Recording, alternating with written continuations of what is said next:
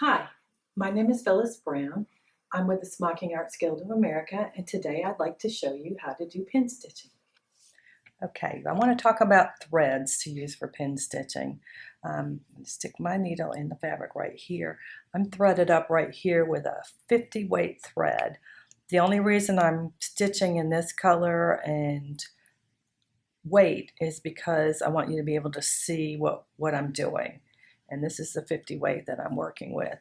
I don't recommend this because it's thick and will fill up your holes. What I like to use is right here. This is you can get this in the 100 or a 120 weight and 140. It's very hard to find. I'm going to wind this out too so you can see the difference a little bit here. It's extremely difficult to find, but we do have like 80 weight threads with our Katona. That's another type of thread to use. And to go to the extreme, this is like a 180 or a 190 weight thread. You can find some threads in between these, like our YLI 100 weight works well.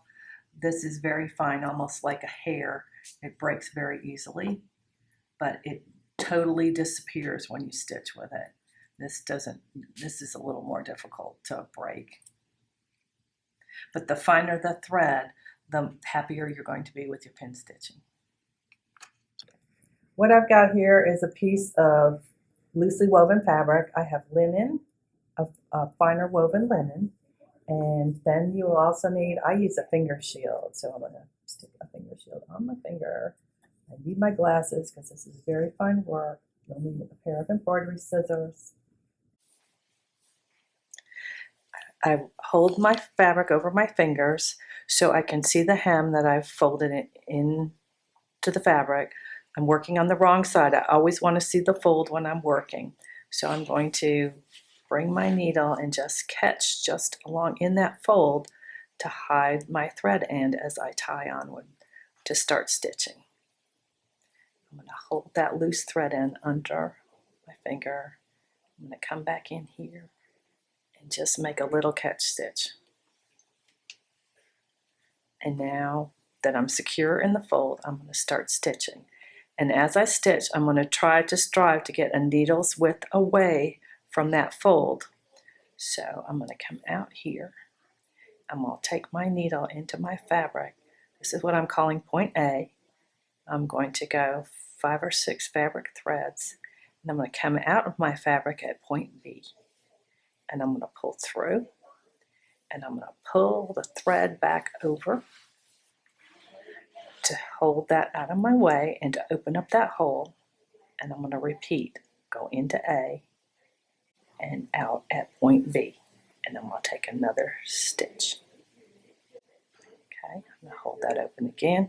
The first stitch is always very hard to see and a little hard to hold your fabric because you're close to the raw edge of your fabric down here on this side. So now I'm going at point A and I'm going to come out at point C. Point C is directly across from my point B. So it's giving me a diagonal stitch on the back of my fabric. So I'm going to pull that, and now that's my sequence of stitching. So I'm going to start again. My point B becomes my new point A. I'm going to go and share that hole. Go in at A, out at B, hold that back out of my way, in at A, out at B, A to C. And I'm going to continue on down.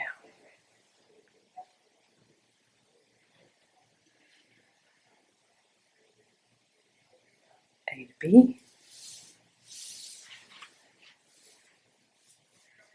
A to B,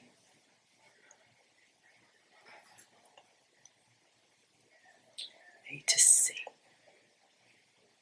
as I'm creating holes in my fabric.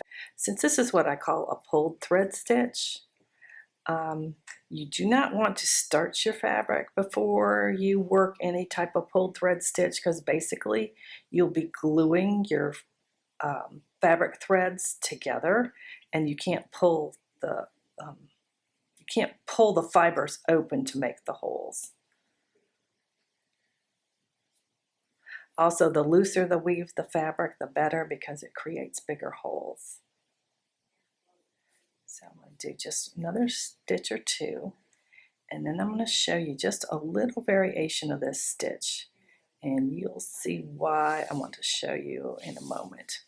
Now, when you're doing pin stitching, you're always stitching a fold down, or you are stitching an applique. So you'll always be working on the side where you see your fold. Now, since this is the hem of a towel, obviously I'm just stitching all along the side here.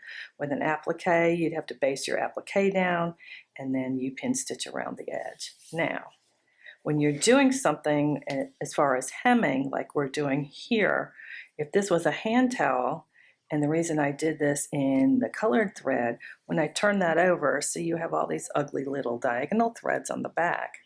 I'm going to show you a great way to get rid of those.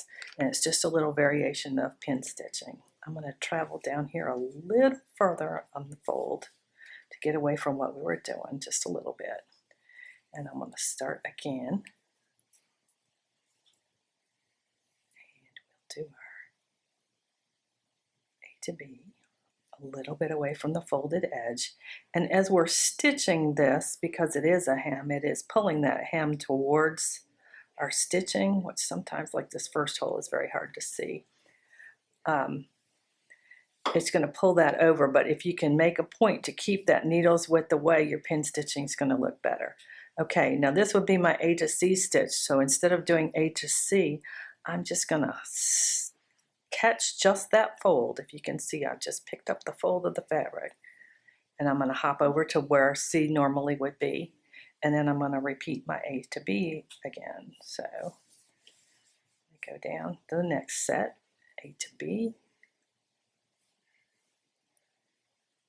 A to B,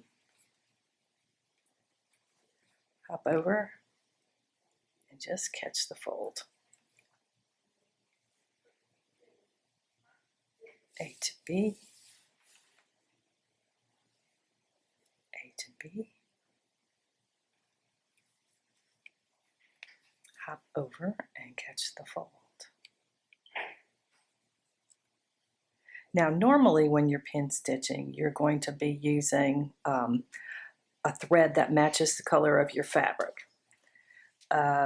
So here, normally I would be using white thread to do this. And also, the finer the thread you use, the more it will disappear into your fabric, and then you won't see the thread at all. And to get a colored thread here, I'm using a fatter thread than normal, just so you can see what I'm doing. And that's actually filling up our holes. So that's why you go to the finer thread. But you see, if I turn that over, I don't have that diagonal stitching there anymore. So that gives you a really nice finish to the edge of your hand towels. And that's basically, in a nutshell, how to do a pin stitch. To tie off, I can just catch the fabric fold here just a little bit, just a little tiny catch. Go through that loop that I made, and I can stitch. If I'm at the very edge, I can stitch back upwards along in the fold somewhere, just for a short distance, and then I can cut off my thread.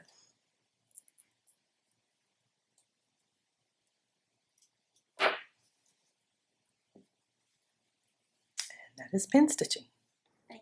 Thank you for joining me today. I hope you'll give this stitch a try and love it as much as I do.